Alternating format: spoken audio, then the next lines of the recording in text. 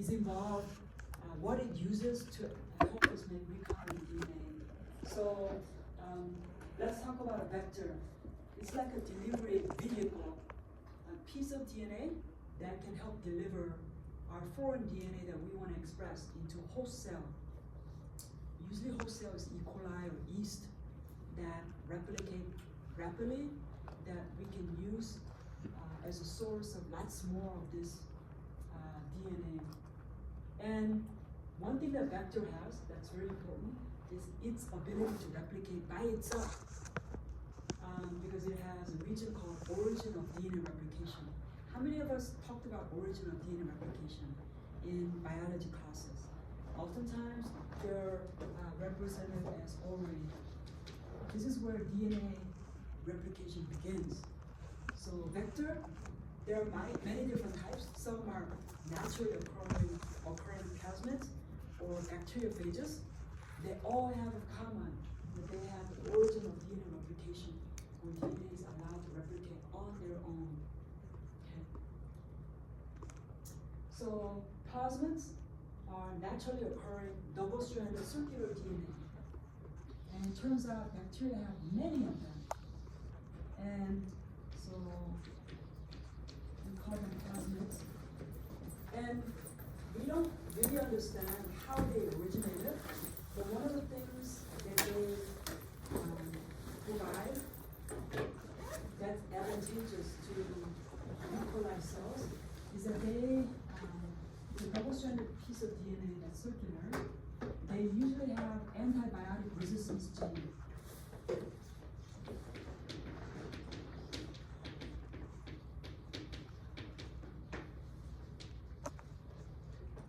So for example, an antibiotic such as ampicillin, which is similar to penicillin, and so this will be AMP-R, or resistance gene. It just means that this gene, inside of E. coli harboring it, will make a gene product that will make E. coli be resistant to ampicillin antibiotic. So it gives a little bit of selective advantage.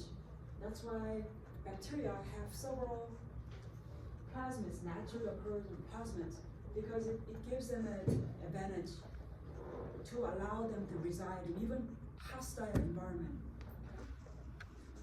We figured out how to use this to our advantage when we clone DNA. Now, another type of vector, bacteriophages. These are viruses that infect E. coli. Probably the most important example of bacteriophage is bacteriophage lambda. I think that's supposed to be the Greek letter lambda, it just didn't come out that way. Okay, so this could be plasmid or lambda. Okay, I'll talk about both of them. Again, they are delivery vehicles. They help introduce foreign DNA into E. coli, and they allow DNA to be replicated. Okay. So I'm gonna skip this. So here is an example of a plasmid. A lot of these plasmids have name. They're like acronym. P, small case letter, standing for plasmid. SC, this could be initial for your mother. Okay, whatever that initial is. And 101, maybe that's the first one. Maybe 102 is the second one, etc., etc. So this plasmid is known as PSC101. Okay? Let's say it happens to have conveniently one unique EcoR1 restriction enzyme recognition site. So if we cut this plasmid with EcoR1, it's going to release the sticky end. Okay? Let's say I have a piece of DNA and it's bound by EcoR1 site right here. Let's say that's a gene that's in the middle that I want to clone, many copies. So what I can do is I can cut that DNA also with EcoR1. Now I have this middle fragment containing my gene, but the end of this double-strand DNA is complementary. Okay, so if I take both DNAs, this one's circular, this is linear. If I cut with EcoR1, then there's a good chance that instead of the the plasmid going back to double-stranded DNA, there's a chance that this small piece of DNA, because of its complementary region at the ends, could actually be landing right here, okay, at a small frequency. Then I can add DNA ligase, which will basically make a new phosphoester bond between this guanine and between this adenine on the top strand, between this adenine and guanine on the bottom strand. Same thing. So now we have a new combination of DNA. So now this is our recombinant DNA. What we can do is now introduce this DNA into E. coli. And every time E. coli divides, this plasmid will also copy itself, replicate itself, because somewhere here in the plasmid, there's an original DNA replication allowing replication of this DNA. So basically, plasmid is a vehicle that delivers our foreign DNA and also allows our foreign DNA to be made in many, many copies in E. coli. So you can see how these Richardson enzymes act like scissors and DNA ligase acts as glues. Okay, so again, this is just crudely put. Let's say this is eukaryotic cell, this is nucleus, highly disproportional, and this is our chromosomal DNA. Let's say the stretch of DNA in blue is a DNA that I want to clone. Clone means just make many, many copies. Take it out of the cell, make many, many copies. So what I'm gonna do is I'm gonna isolate the chromosomal DNA. I'm just gonna randomly shear it into manageable sizes using many different combinations of Richardson endonuclease like ECOR1, HAHA1, BAMH1. Break down the chromosomal DNA into manageable small insert sizes. Insert, because it's going to be inserted. So then, of course, I'm only showing my DNA, but there are other DNAs that are fragmented too, right? What if I add that to a vector that's also been cleaved, and then I add DNA ligase? Then I'm going to have all sorts of combinations of this recombinant DNA. Maybe one of those might be the recombinant DNA that I want, right? So then I'm going to introduce all of that mixture of DNA into E. coli, and now E. coli just continues to replicate and make many, many copies of the DNA I want. And then later on, we're going to talk about how we're going to use some methods to only identify that E. coli cell that has taken up only my recombinant DNA and select that host cell and isolate DNA from that.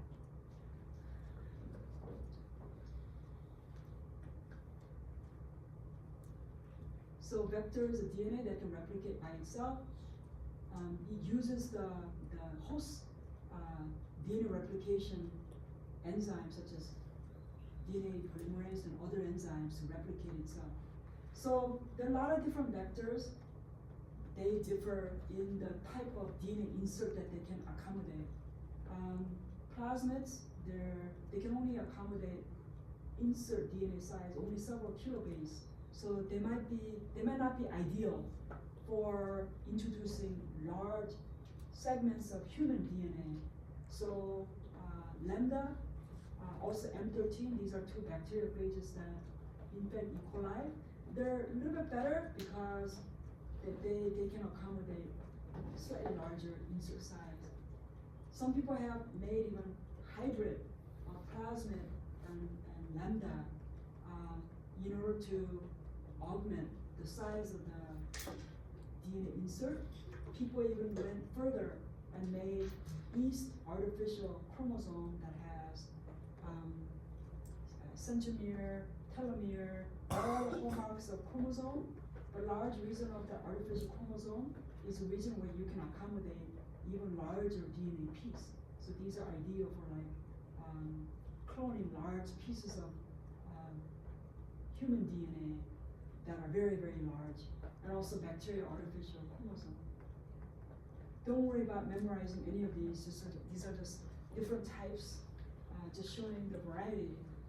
Now, we have to also differentiate very clearly between cloning vector and expression vector. As the name indicates, cloning vector only allows you to clone or make many copies of foreign DNA.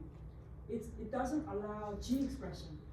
It only allows replication, but it doesn't allow you to express that mRNA or the protein product. Only allows you to clone. While expression vector is designed by having strong promoter, strong ribosomal translation initiation sequence to allow both transcription and translation to be optimized.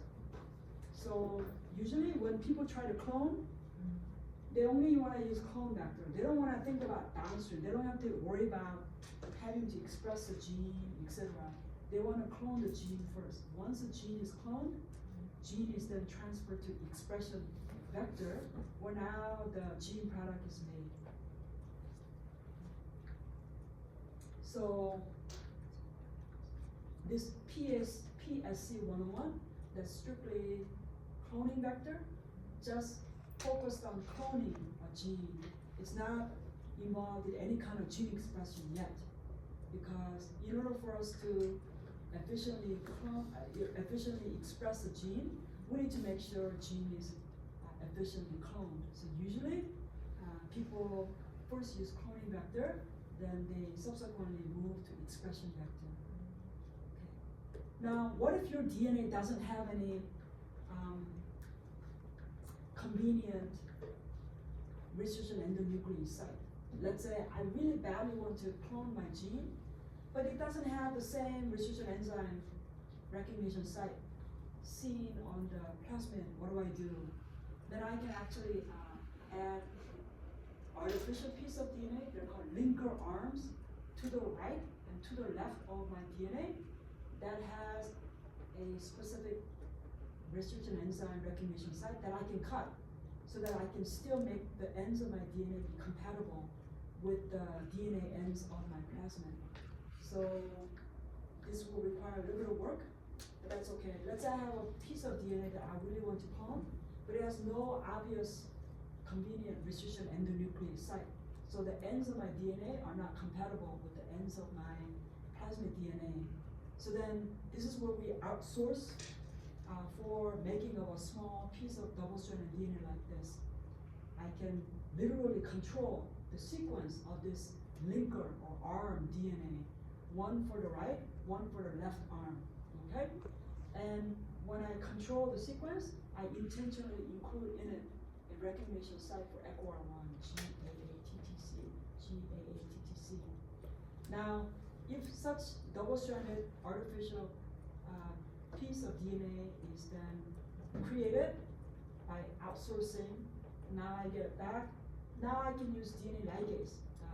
This is a special ligase. This is DNA ligase from bacteriophage T4. And what this enzyme does really well is that it has capacity to join DNA that are blunt, DNA that have no single strand staggered end. So this is a very kind of difficult kind of a joining, where you just take two random DNAs that are blunt-ended and joining this phosphorus to this hydroxyl group to make a phosphoester bond, this phosphorus to hydroxyl group to make phosphoester bond. So T4 DNA ligase allows us to be able to successfully, at a very low frequency, add this linker arm to the right and to the left of my DNA. Then all I have to do is just cut my DNA with ECOR1. Now my ends of my DNA are compatible with the ECOR1 cut plasmid DNA. You can see that people can be very, very creative. It's just that on the paper it seems very, very efficient, but when you actually do this, every step of the way there are some inefficiencies. So you're going to have to do a lot of checking to make sure that you end up with this. But it can happen if you're very, very diligent. We talked about plasmids can range in their size. Again, they carry antibiotic resistance gene, and so they are beneficial for host cells like E. coli to harbor them, because it allows them to live even in very hostile environment. Cloning vectors are designed, again, just for cloning, only for DNA replication, not for transcription or translation to make gene products. So let's talk about a typical cloning vector. This is called PUP18, Plasmid University of California. Maybe this is the 18th version, PUP18. And again, it has its original DNA replication. It also has antibiotic resistance gene, in this case, resistance to ampicillin. Now, oftentimes, you don't want to introduce your foreign DNA into original DNA or ampicillin resistance, because you want both of these regions to be intact, because you want the DNA to autonomously replicate. You also want to take advantage of this antibiotic resistance gene. So you need a place where you can introduce your foreign DNA. And oftentimes, these plasmids are designed to have reporter gene, LAC-C. This is the LAC-C gene from the lac operon that encodes beta-galactosidase.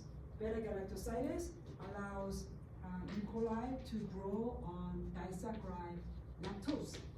Lactose is comprised of galactose plus glucose. And lactose is a good source of energy for E. coli, and beta-galactosidase basically allows E. coli to cut that bond between the two monosaccharides, so that you can begin to use both monosaccharides. So usually near the 5' end of this LAC-C gene, there's a piece of artificial DNA that people have created. They call it polylinker. Notice it has many restricted endonuclease recognition sequence, including a sequence that can be cut by the enzyme SDA1. So this is your entry for introducing your foreign DNA. If your DNA has APOR1, you can cut it here and introduce right here. If your enzyme has, if your DNA has a recognition sequence for EP3, you can cut here and then allow your DNA insert to be inserted. It's kind of like a food court at the mall, where you can, there's something for everyone, and everyone will be full after that meal. So you can use one of these sites. Hopefully, there are many of these sites, so that hopefully your DNA will have at least one of these sites available to open up the polylinker and then insert your DNA. This is your entry point for your DNA insert. Now we have to select. We have to devise a scheme to select that E. coli host cell that has taken up this recombinant DNA, not the blank PUP18, but recombinant DNA that has PUP18 joined to our DNA insert right at the polylinker.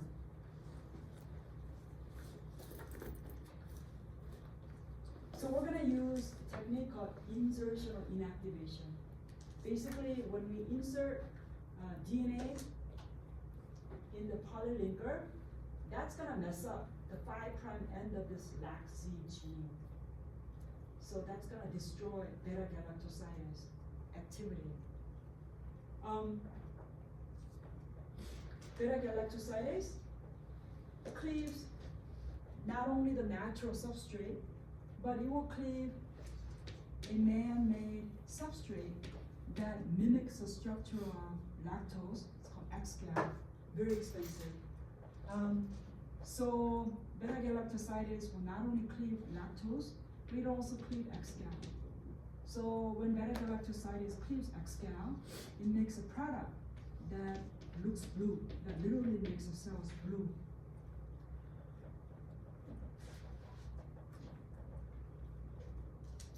So by having a DNA insert that destroys the beta-galactosidase gene, those host cells that have taken out the correct recombinant DNA will not be making beta-galactosidase.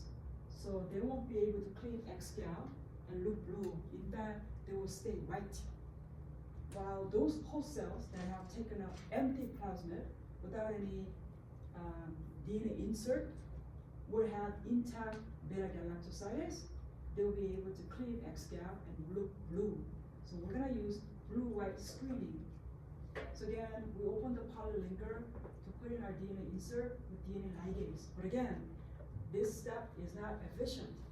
And so when we introduce that DNA that we made into E. coli cells, some cells will take up the cracked DNA with the insert, while other cells will only take up blank plasmid without any DNA insert.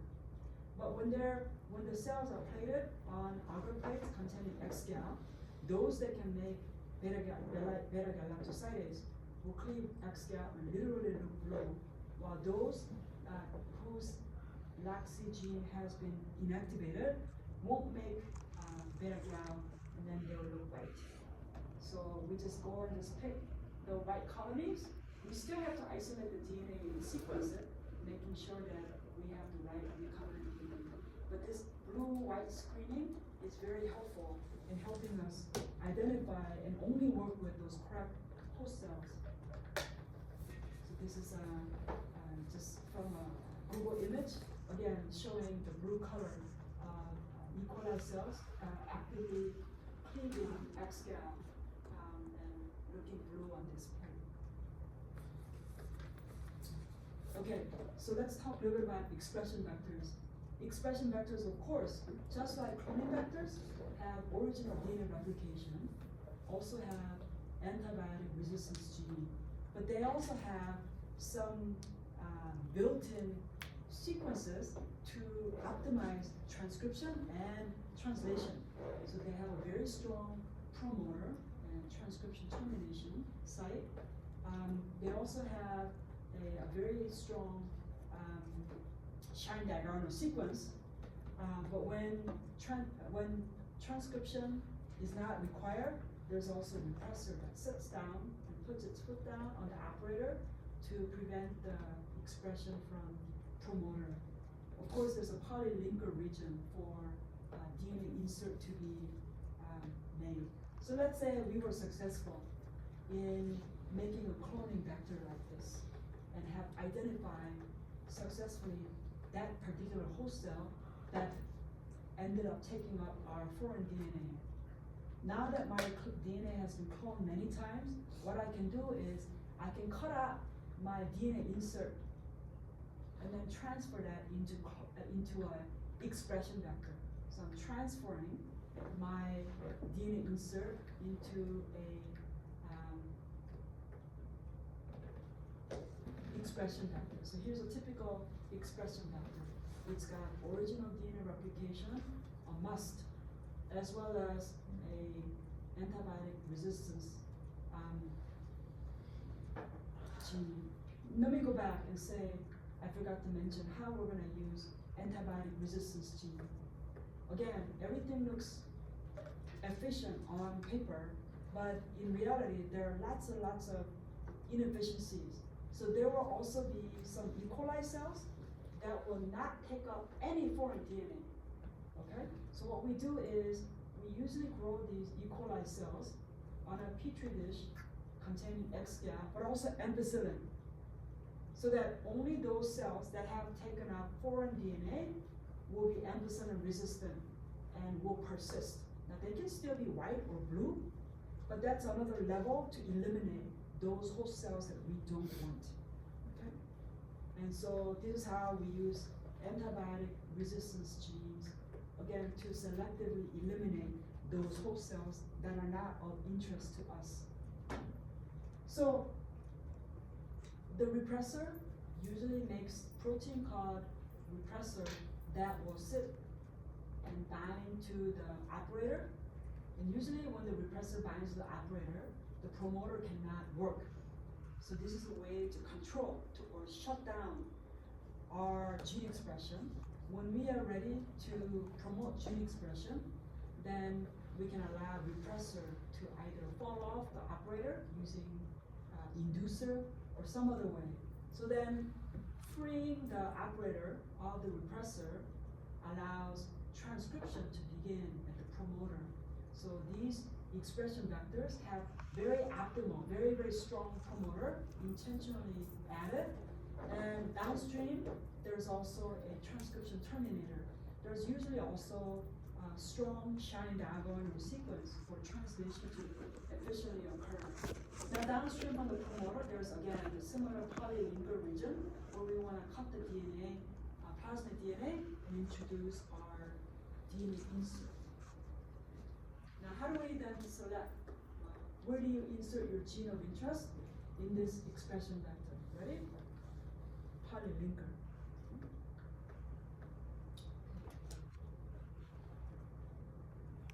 How do we use bacteriophage like lambda to use as expression vector, to use as cloning vector, excuse me. Well, again, we started to use lambda when we understood lambda life cycle. Lambda has and can enjoy two different cycles of lifestyle. If the host cell, when it infects E. coli, is healthy, it can immediately enter the isogenic pathway, where lambda DNA just randomly integrates into the host DNA. And as long as host cells replicate their DNA, lambda DNA will be just piggybacking along and being replicated. But when host cell is under a not so optimal condition, then lambda switches into lytic or causes lysis of host cell. Basically, at that moment, it's using the host cells like a factory to make as many lambda DNA and lambda protein, and it can make several hundred viral progeny, and they'll end up lysing the host cell, releasing the newly made viral progeny. They can start another round of infection. And so once we understood lambda life cycle, people thought, why not use lambda? After all, they will make excellent cloning vector because lambda naturally knows how to infect E. coli. So introducing foreign DNA to lambda isn't going to be a problem because lambda knows how to infect E. coli, and so that's going to increase our ability to introduce DNA. So here's a figure showing E. coli. This is E. coli DNA. All lambda has to do is just bind to the E. coli cell membrane and inject its double-stranded linear DNA. That's infection. If the whole cell is healthy, again, it's going to integrate its double-stranded DNA into host cell DNA and then just chill out and just continue to be replicated every time host DNA gets replicated.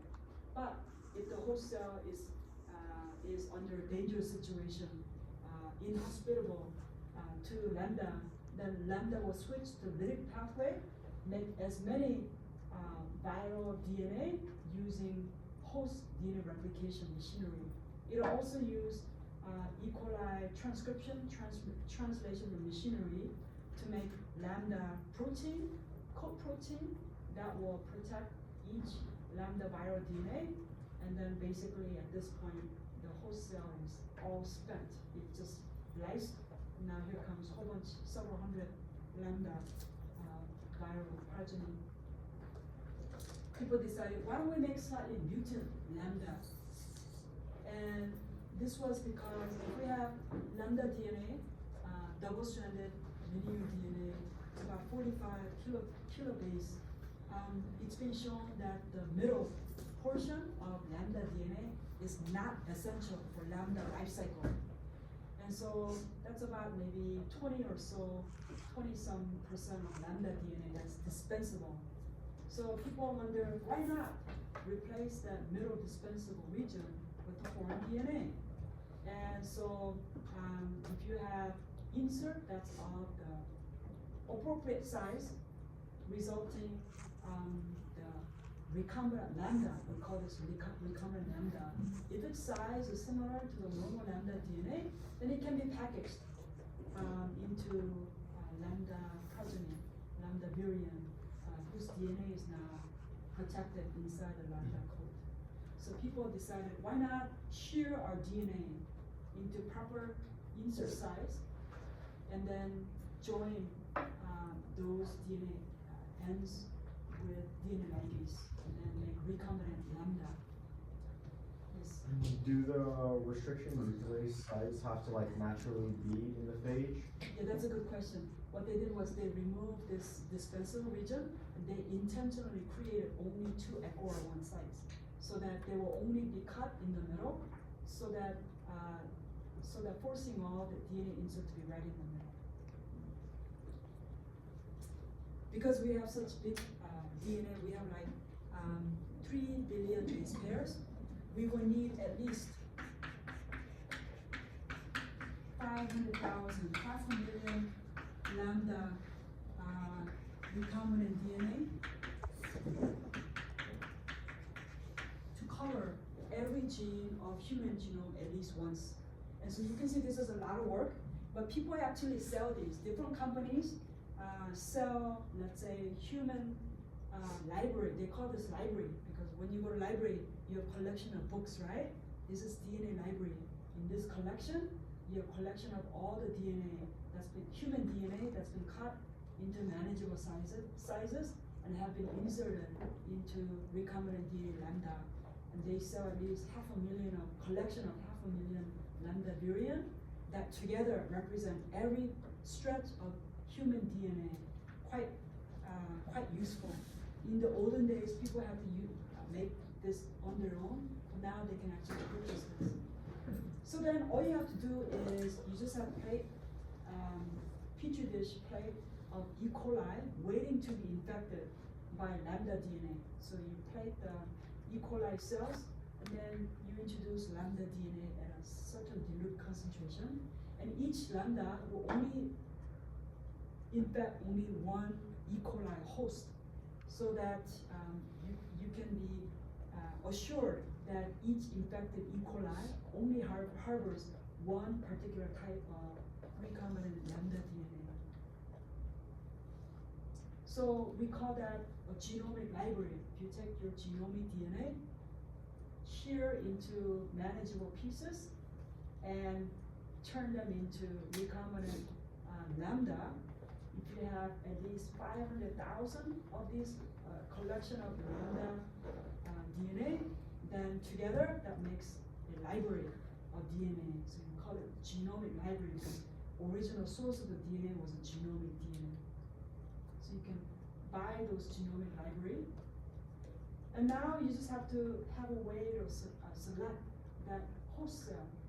So what I mean is, let's take our genomic DNA. Of course, this is grossly exaggerated. We have more than genes, A, B, C, D. We've got 23,000 genes. But we're gonna share our DNA using different combinations of restriction enzyme. And let's say we exhaustively join every one of those inserts with lambda, left arm, right arm, made them into individual recombinant lambda. And then they were packaged into lambda virion. And then these lambda are gonna now be used to infect E. coli. So now we have these E. coli cells together, pool of E. coli cells together that contain all the human DNA represented in the recombinant lambda. So now we have to select maybe out of 500,000 of those infected E. coli cells, only maybe one of them actually harbors the DNA that we want. So how do we do this? How do we do this? It's a very labor-intensive work, but what we do is, okay, so we established that already. What we do is shown here. Now, I'm only showing one plate, but each plate can only see maybe 500 E. coli infected with 500 recombinant lambda. Then you take 500,000 divided by 500. You're going to have at least 1,000 of these plates. This is very labor intensive. But let's say each of those plates, and you'll see a spot. Each spot represents a place where E. coli was infected by recombinant lambda. When E. coli is infected by recombinant lambda, they lyse. Then when they lyse, they're exposing the recombinant lambda harboring by each infected E. coli cell. So then this is our master plate. We're going to replica plate. onto nitrocellulose, right? That's our working copy. We can always go back and see where our original cells were.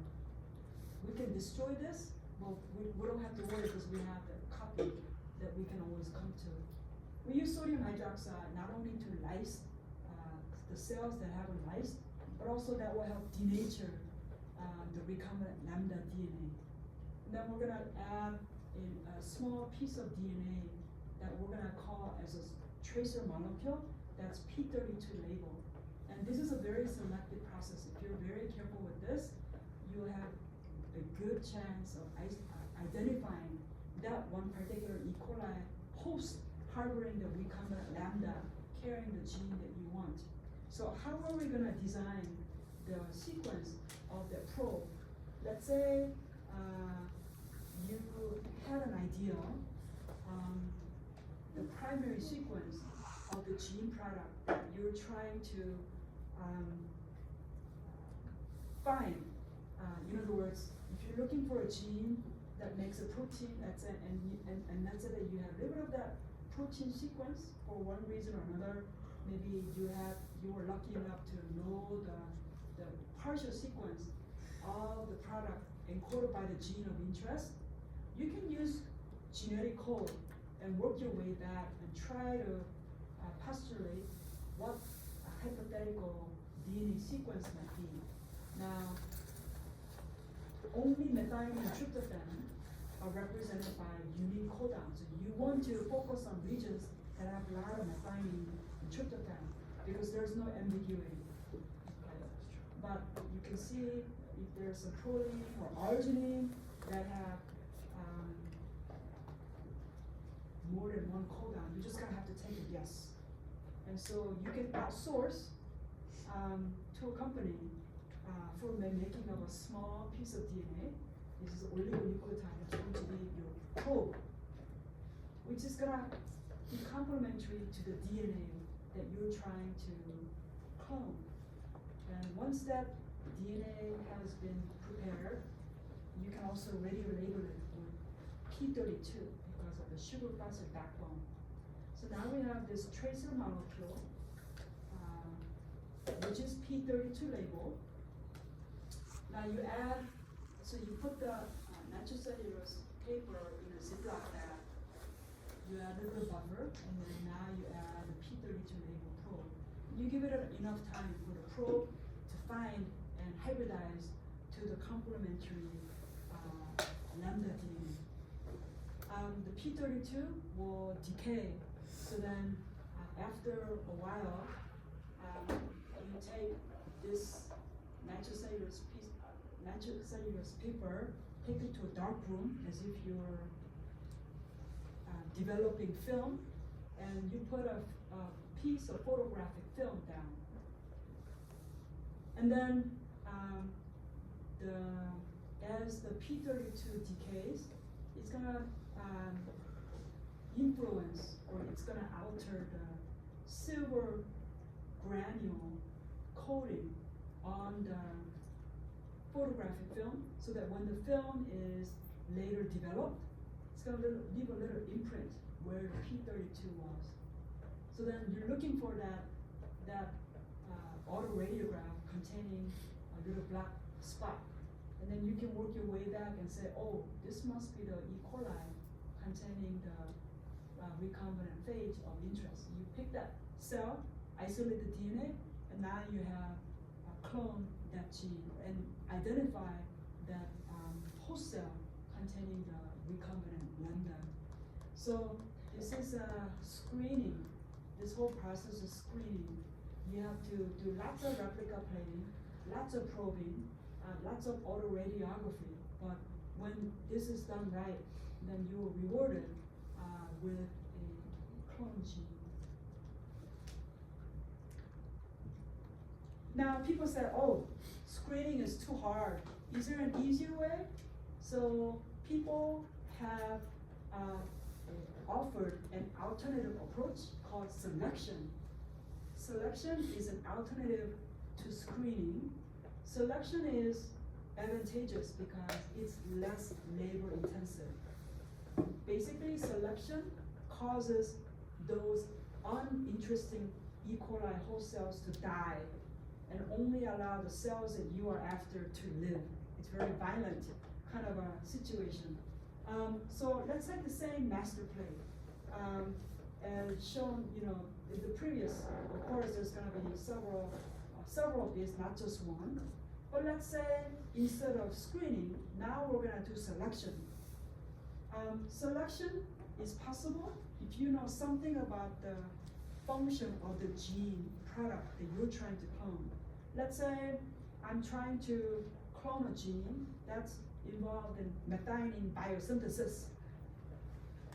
And what I'm going to do is I'm going to replicate my master plate cells onto a new agar plate containing all nutrients except methionine.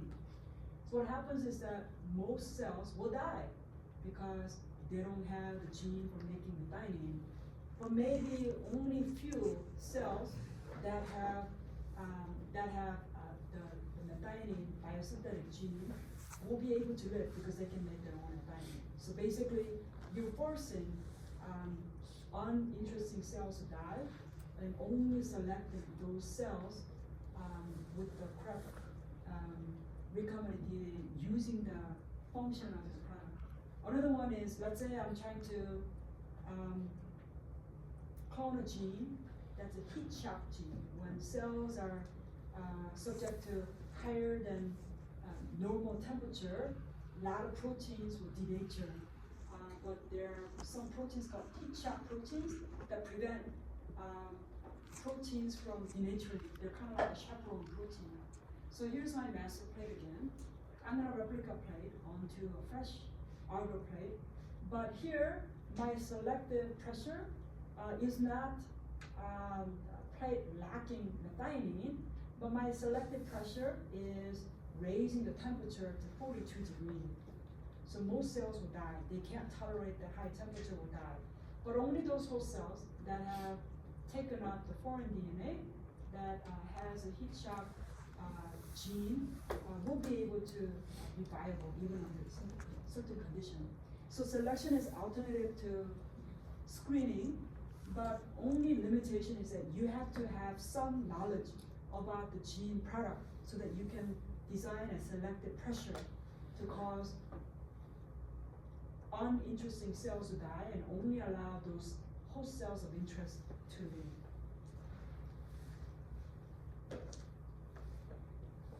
So you can only, you can't just only clone genomic DNA.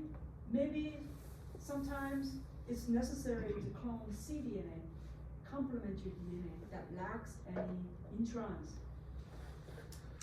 One of the reasons why we might want to clone cDNA rather than genomic DNA is if we want to express that eukaryotic DNA in E. coli doesn't have any spliceosome, and so you will make faulty proteins, and our proteins won't be functional anymore. One of the ways that we make insulin is to allow E. coli to express our cDNA that lacks all the introns. So then E. coli can still make our insulin without having to worry about splicing the mRNA, etc. So then we have to introduce cDNA rather than genomic DNA. And so the starting material for cDNA library is RNA. We isolate all mRNA from the cells. And in eukaryotes, because mRNAs have poly A tail, we're going to take advantage of that and add a small piece of primer DNA that's poly T, which is going to hybridize poly A. And so we're going to add reverse transcriptase and all the 4 substrates for reverse transcriptase. And now reverse transcriptase will make a single first strand copy of our mRNA. At this point, we don't need the mRNA anymore. So we're going to raise the pH. So the alkali pH will not only destroy the mRNA, but it'll allow now first complementary sequence DNA to be ready for the making of the complementary, second strand. Now we're going to add a poly DG to the end of our cDNA.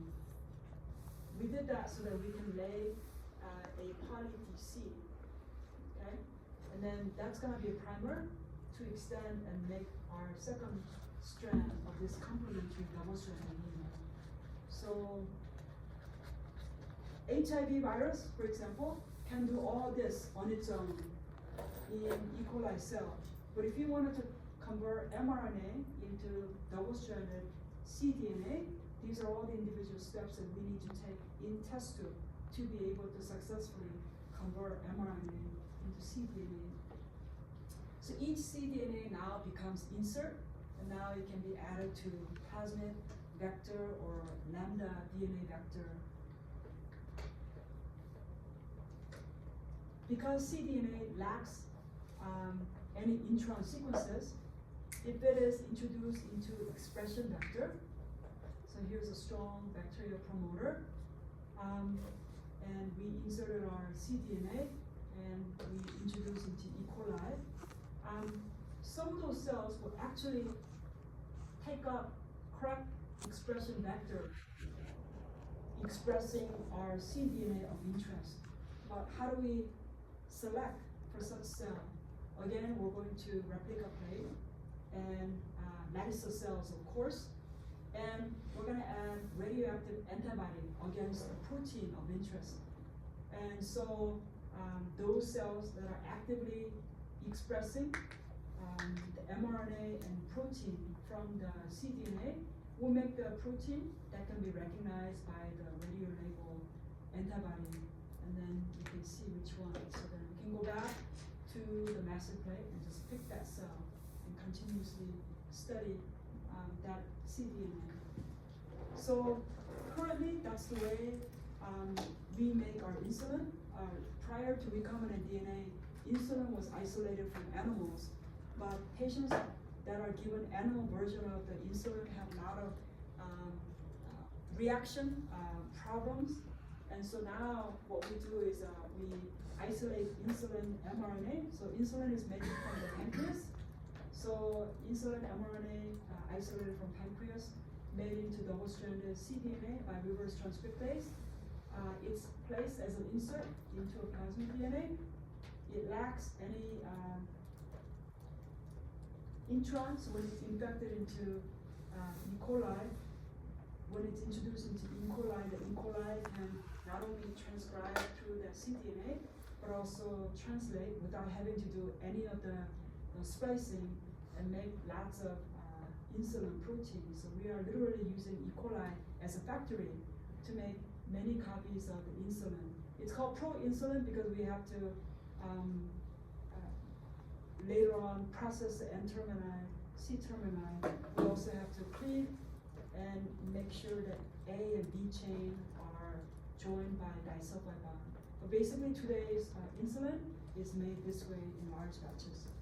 But it's kind of ironic in that even though we made so much more insulin this way, our insulin prices have skyrocketed, so it's very ironic.